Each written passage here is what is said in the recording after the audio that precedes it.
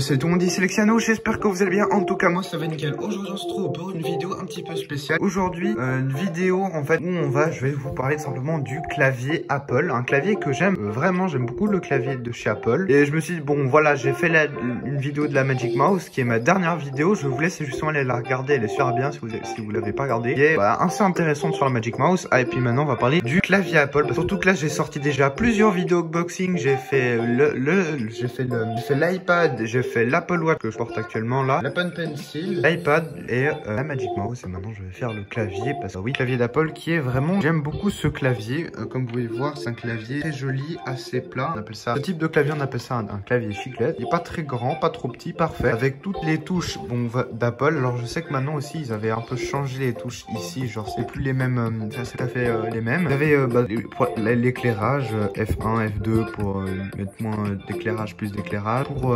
changer, pour voir le menu pour voir où il y a les applications, F5, F6, F5 dans Minecraft pour par exemple se mettre en F5 pour se voir à la troisième personne. Après vous connaissez, revenir en arrière, pause, en avant, mettre moins de son, enfin arrêter le son tout court, mettre un moins de son, mettre plus de son, c'est pour enlever. Et voilà toutes les touches normales. Pour le gaming, alors je vais être franc avec vous, je l'ai utilisé presque un an pour le gaming et en vrai il fait l'affaire. Vraiment je vais être franc avec vous, pour le gaming c'est vrai que tu peux, mais après bon voilà c'est une question d'habitude. Si ça fait un an que tu joues avec ça, tu vas pas te mettre ça le lendemain. C'est un peu compliqué, tu vois, mais en vrai, voilà. Puis les commandes c'est pareil. C'est commande C, commande V, commande A, commande O, commande Z, voilà. Vous connaissez quoi. Et vraiment un bon clavier.